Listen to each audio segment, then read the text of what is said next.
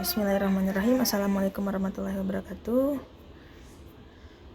Ya, materi kita atau mata kuliah kita yaitu mengenai transmisi dan distribusi daya listrik. Sebelumnya perkenalkan, Ibu Felicia STMT.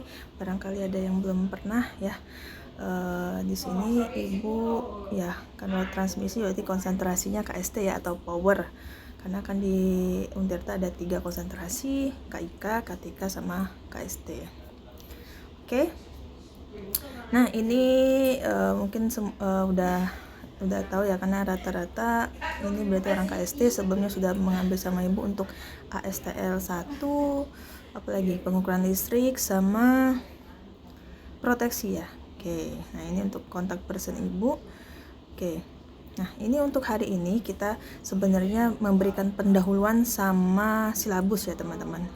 Oke, nah ini untuk transmisi dan distribusi, apa saja sih komponennya, atau ini adalah gambaran skema proses pembangkitan transmisi dan distribusi listrik. Jadi di sini kalau teman-teman lihat ada pembangkit listrik, transmisi, dan distribusi, sehingga untuk mendistribusikan listrik dari pembangkit ke konsumen akhir.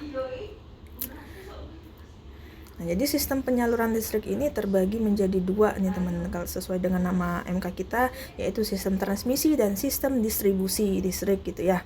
Nah, jadi kedua sistem ini terintegrasi menjadi satu kesatuan sistem penyaluran listriknya. Apa perbedaan keduanya? Itu terletak pada besar tegangan listrik yang melalui kedua sistem tersebut. Jadi bedanya di besar voltasenya atau tegangannya gitu ya teman-teman. Kemudian, nah bagaimana listrik bisa sampai ke rumah kita gitu ya. Nah,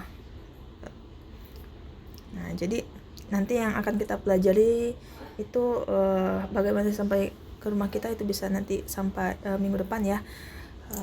Kalau teman-teman lihat dari gambar tadi kan, dari pembangkit, ada transmisi, ada distribusi. Sebenarnya dari gambar tadi udah bisa teman-teman narasikan, oke ya. Nah, ini yang kita bahas ini seperti apa perbedaan antara jaringan transmisi dan distribusi, misalkan dari fungsi jaringannya.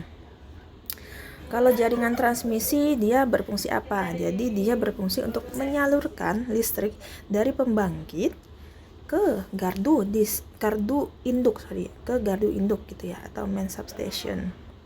Nah, kalau untuk jaringan distribusi sendiri, dia berfungsi untuk menyalurkan listrik dari sistem transmisi tadi atau gardu distribusi ke pusat beban atau konsumen, end user gitu ya.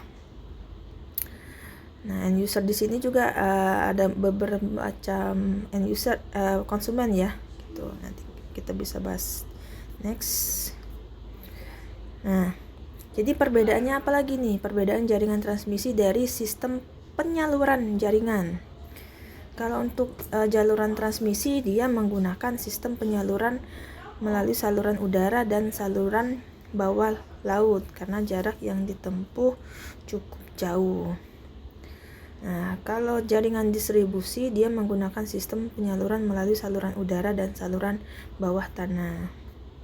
Kemudian dari penyangga jaringannya, kalau kira-kira teman-teman bisa sambil ini ya, membayangkan seperti apa sih transmisi dan distribusi sebelum Ibu tampilkan slide-nya. Nah, jadi kalau untuk transmisi, dia jaringannya menggunakan penyangga jaringan berupa menara atau tower gitu ya. Nah, kalau untuk distribusi, penyangganya itu penyangga jaringan dia berupa tiang-tiang listrik gitu, yang sering teman-teman lihat di jalan gitu ya. Oke. Nah, jadi kalau untuk perbedaannya apalagi nih? Jarak antar tiang. Kalau transmisi tower ya, kalau transmisi dia jarak antar tower pada jaringan transmisi, jarak antar tiang pada jaringan transmisi sekitar 150 sampai 350 meter. Nah, kalau untuk jarak antar tiang pada jaringan distribusi, dia sekitar 40 sampai 100 meter karena dia dekat konsumen atau permukiman, sehingga jaraknya antar tiang pada distribusi dia lebih pendek daripada transmisi. Kalau transmisi kan biasa melewati persawahan gitu ya, pegunungan gitu. tidak selalu dekat sama konsumen. Nah, ini silabus kita nih teman-teman ya, 1 semester untuk transmisi. Pertama ada sistem tenaga listrik, tahanan dan induktansi saluran transmisi. Nah, teman-teman bisa lihat di sini ya. Contoh misalkan sistem tenaga listriknya akan kita pelajari minggu depan. Bisa isinya sumber energi listrik konvensional, struktur tenaga listrik seperti apa, alasan untuk interkoneksi, karakteristik beban ada apa aja. Nah, kemudian kerugian dari faktor daya rendah dan beberapa nanti contoh latihan soal gitu ya.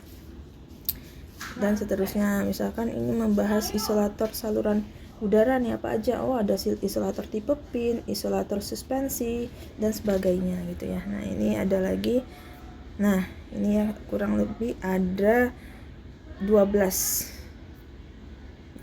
bab yang akan kita pelajari dalam 1 semester.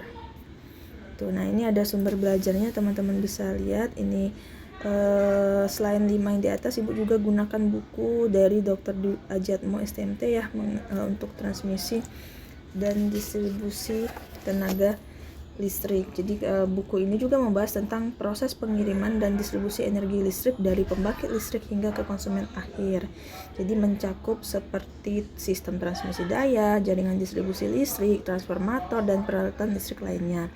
Selain itu juga membahas tentang tantangan yang dihadapi dalam menjaga kualitas dan keandalan sistem listrik untuk meningkatkan efisiensi. Itu ya. Jadi materi ini untuk teman-teman semua yang tertarik dengan bidang kelistrikan gitu ya, dan profesional di bidang energi dan listrik gitu. Nah, jadi ya jelas ya teman-teman perlu memiliki pemahaman mengenai transmisi dan distribusi daya listrik agar dapat lebih memahami materi perkuliahan, khususnya konsentrasi ketenaga listrikan di jurusan teknik elektro. Nah, ini untuk penilaian. Sebenarnya inti dari penilaian ini yang penting teman-teman itu hadir, kerjain tugas, kuis tentatif ada apa enggak gitu ya, dan ikuti UTS dan UAS. Nah, itu ya, itu yang paling penting. Kemudian teman-teman bisa klarifikasi nilai setelah dipublish, yaitu 3 hari kerja gitu ya teman-teman. Kenapa ya? Karena proses revisi nilai juga tidak cepat ya teman-teman. Dia bisa paling cepat 2 minggu atau 1 minggu, biar tidak merugikan teman-teman juga, biar lebih semakin cepat semakin baik. Nah, ini nilainya. Oke, nah ini tentatif ya, kalender akademik kita ada 14 pertemuan dan 2 pertemuan untuk 1 UTS dan UAS. Oke, ini teman-teman yang sering dapat sama Ibu, ini kita skip aja ya karena udah oke, sekian dari Ibu. Terima kasih untuk pengantar dan silabus mata kuliah kita hari ini. Wassalamualaikum warahmatullahi wabarakatuh.